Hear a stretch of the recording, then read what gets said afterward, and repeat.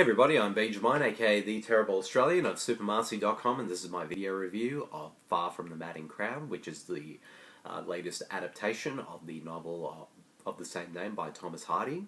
So let's get right into it. Now, first off, before I get right into my video review, I should state beforehand that I've never actually have read the original book by Thomas Hardy, so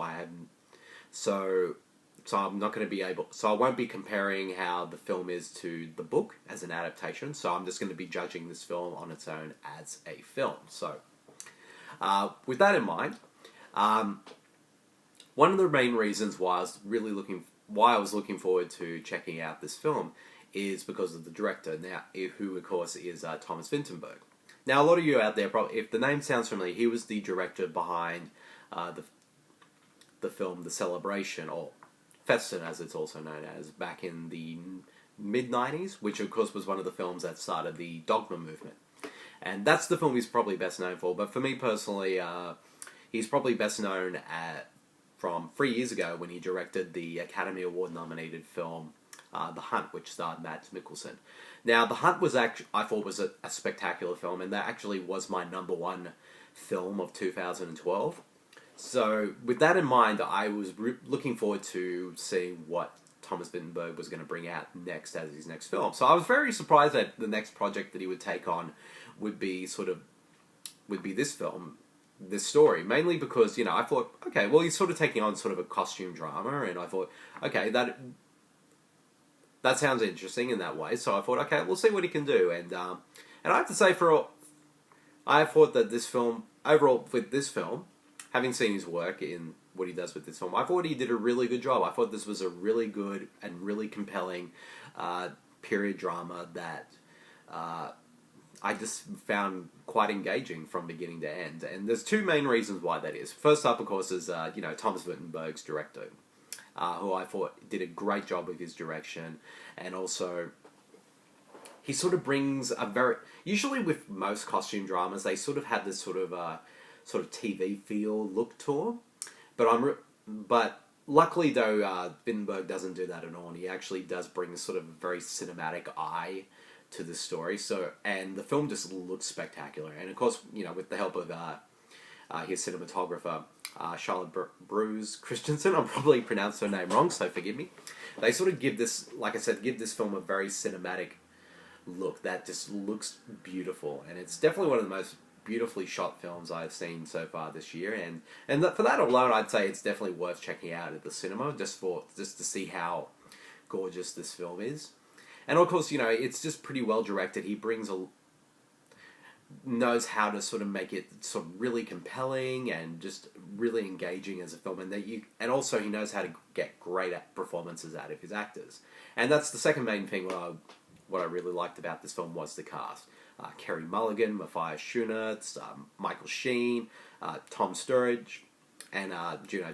They're all terrific in their roles, and and particularly Carey Mulligan, who I thought was really wonderful in the lead role, and I sort of really liked her character because she's like this sort of really strong, free-spirited, independent woman who is not afraid to get her hands dirty, and at the same time, she doesn't want to, just settle down, and she wants to live her life. And of course, at the same time, she's keep pursued by these free suitors, of course, played by Matthias, Schoenaerts, Michael Sheen, and Tom Sturridge during the course of the film. And it was kind of interesting to see her sort of how her character changes over the course of the film with regards to these men when they come into her life.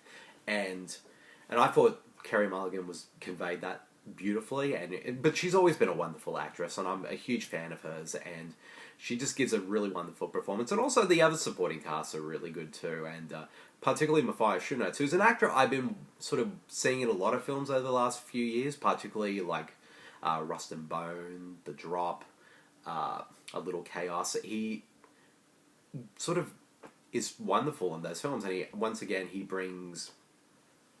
he's a really good-looking dude, I'm not going to lie about that, but he brings a lot of complexity and sort of pathos to his character, and in a way that that him and Carey Mulligan's characters are meant to be together, but, due to circumstances and all that, they just can't, and you just want these two to get together, but, like I said, due to other circumstances during the course of the film, that's kind of impossible. But I thought he was terrific, and also Michael Sheen also brought a lot to a role, which I think he brings a lot of sort of layers to his character as well, and again, sort of some nuances that sort of make the character much more than he is overall. And yeah, I just, and it's just really compelling film, and I quite liked it a lot. That's not to say it's not perfect. Tom Sturridge, who I think I found his performance to be quite uneven.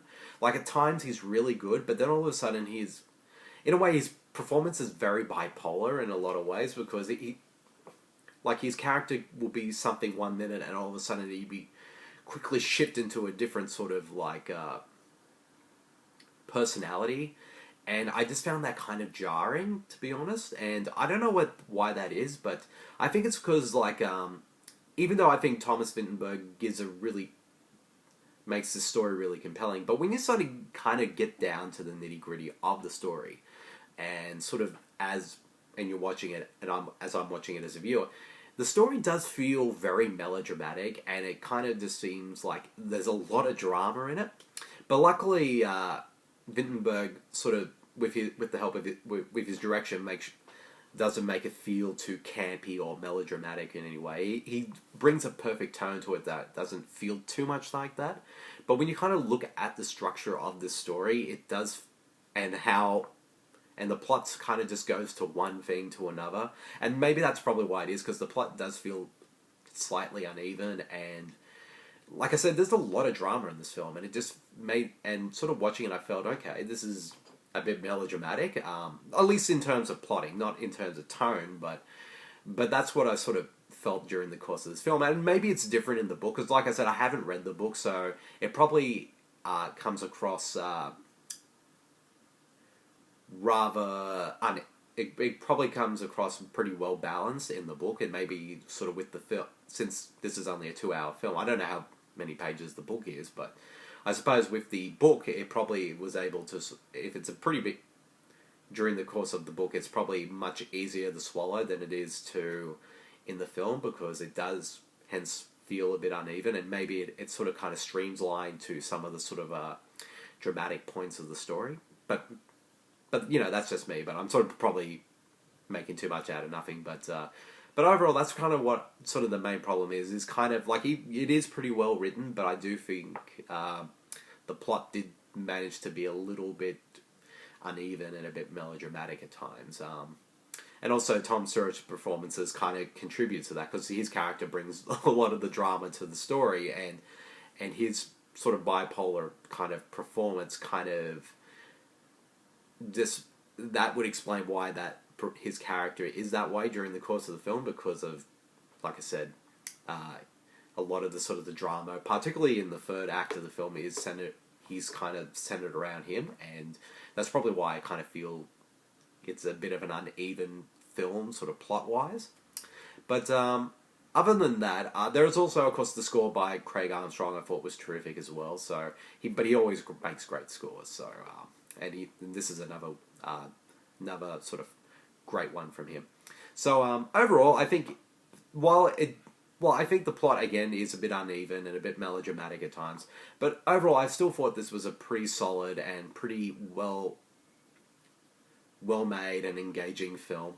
And of course, but to me, what makes this film work, of course, is the performances from the cast, and particularly Carey Mulligan, and of course, is the direction by Thomas Vinterberg, who I thought did a really good job. It's not. Well, I don't think the film is on the level of The Hunt, but for what it is, as a costume drama, I thought it was pretty solid and pretty well done for the most part. So if I had to give this film a rating, I'd give it a solid 3.5. And I definitely would say it's worth a watch. Like I said, if you want to check it out in the cinema, I'd say, yeah, definitely it's worth a look. And because it does look fantastic on the big screen.